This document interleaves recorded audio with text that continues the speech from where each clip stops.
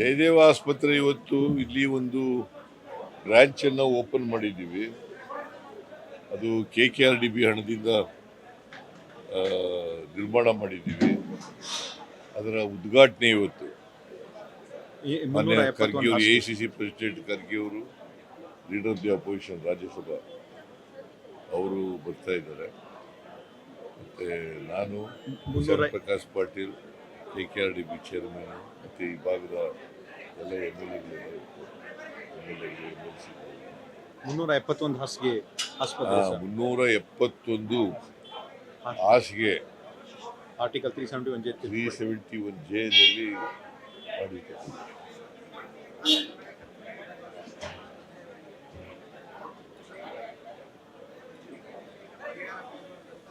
ಅಲ್ಲ ಹೇಳಿದರೆ ಅದ್ರ ಬಗ್ಗೆ ಪರಿಶೀಲನೆ ಮಾಡ್ತಾ ಇದ್ದೀವಿ. ನೋಡೋಣ, ಈಗ ಇನ್ನ ವರದಿ ತರಿಸ್ತಾ ಇದ್ದೀವಿ. ವರದಿ ಬಂದ ಮೇಲೆ ವಿಲ್ ಟೇಕ್ ಇಟ್ ಈಸಿ. ವಿಶೇಷ ಪ್ಯಾಕೇಜ್ ಕೇಳ್ತಾ ಇದ್ದಾರೆ. ಪ್ಯಾಕೇಜ್ ಕೇಳ್ತಾ ಇದ್ದಾರೆ ಈ ಭಾಗದ ಜನ. ತೊಗರಿಗೆ ಯಾವಾಗಲೂ ಬಿಜಾಪುರದವರು, ಈ ಭಾಗದವರೆಲ್ಲ ಕೇಳ್ತಾ ಇದ್ದಾರೆ. ನೋಡೋಣ. ಹೋದ ಸಲ ತಾವೇ ಕೊಟ್ಟಿದ್ದೀರಿ ಸರ್.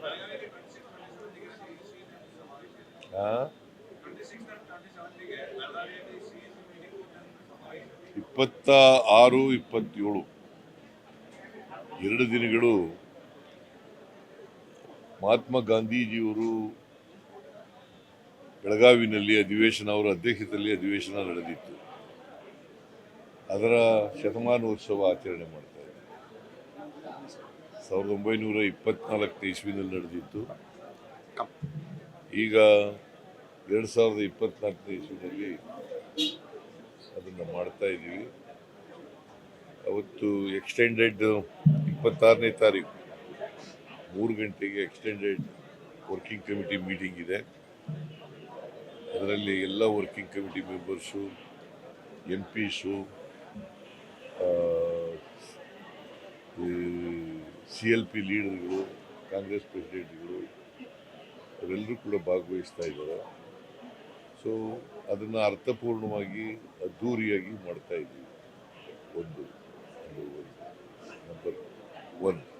ನಂಬರ್ 2, 27ನೇ ತಾರೀಕು ಮಹಾತ್ಮ ಗಾಂಧೀಜಿಯವರ ಪ್ರತಿಮೆಯನ್ನು ಅನಾವರಣಗೊಳಿಸ್ತಾ ಇದ್ದೀವಿ. ಸುವರ್ಣಸೌಧದ ಪಕ್ಕದಲ್ಲೇ ಅನಾವರಣಗೊಳಿಸ್ತಾ ಇದ್ದೀವಿ.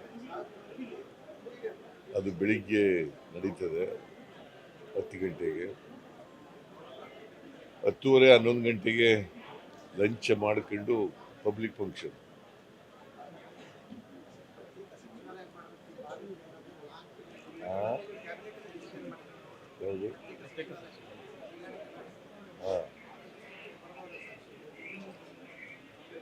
ನೋಡೋಣ, ನೋಡ್ತೀನಿ ನಾನು ಏನಾಗಿದೆ. ಸೆಪ್ಟೆಂಬರ್ 17ಗೆ ಸೆಪ್ಟೆಂಬರ್ 17ನೇ ತಾರೀಕಿಗೆ ಸೆಪ್ಟೆಂಬರ್ 17ನೇ ತಾರೀಕು ಹೇಳಿದ್ದೆ. ಅವತ್ತು ವಿಮೋಚನಾ ದಿನ ಅವತ್ತು ಹೇಳಿದ್ದೆ. ನಾನು ಏನಾಗಿದೆ ಅಂತ ನೋಡ್ತೀನಿ.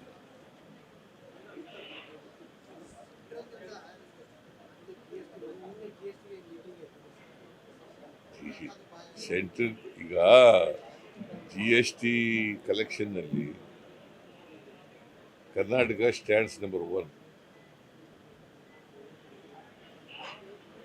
ನಮಗೆ ಅರ್ಧ ಕೊಡಬೇಕು GST. ಅವ್ರು ಸರಿಯಾಗಿ ಕೊಡ್ತಾ ಇಲ್ಲ, ನ್ಯಾಯಯುತವಾಗಿ ಕೊಡ್ತಾ ಇಲ್ಲ. ಮತ್ತು ಒಟ್ಟು ಟ್ಯಾಕ್ಸ್ ಕಲೆಕ್ಷನ್ನಲ್ಲಿ ನಮ್ಮ ರಾಜ್ಯ number 2, Maharashtra number 1, Karnataka number 2.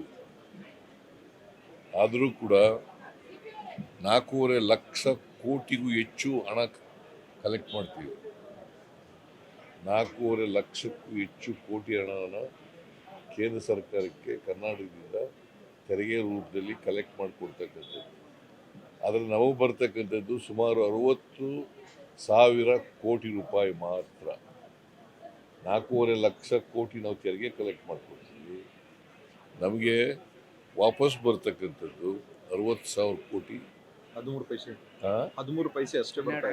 ಒಟ್ಟು ₹1ನಲ್ಲಿ 13 ಅಥವಾ 14 ಪೈಸೆ ಬರ್ತದೆ. 13ರಿಂದ 14 ಪೈಸೆ.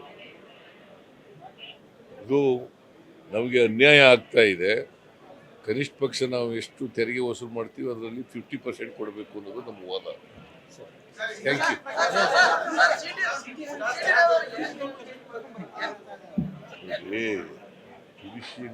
ಜುಡಿಷಿಯಲ್ ಎಂಕ್ವೈರಿ ಈಗ ಇನ್ವೆಸ್ಟಿಗೇಷನ್ ಮಾಡ್ತಾ ಇದ್ದೀವಿ. ಕ್ರಿಮಿನಲ್ ಅಫೆನ್ಸ್ ಅವರು ಜುಡಿಷಿಯಲ್ ಎಂಕ್ವೈರಿ ಮಾಡಬೇಕು ಅಂತ ಯಾಕೆ ಕೇಳ್ತಾ ಇದ್ದಾರೆ?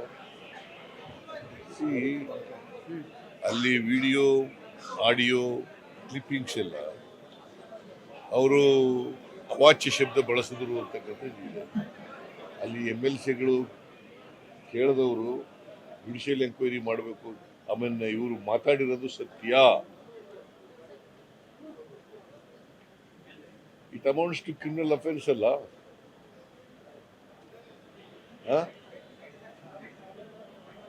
ಈಗ ಅವರು ಒಬ್ಬ senior general secretary BJP central party BJP ಆಗಿ ಈ ಥರ ಪದ ಬಳಕೆ ಮಾಡೋದು ಇದೆಯಲ್ಲ, ಇದು ಅತ್ಯಂತ ಖಂಡನೀಯವಾದ.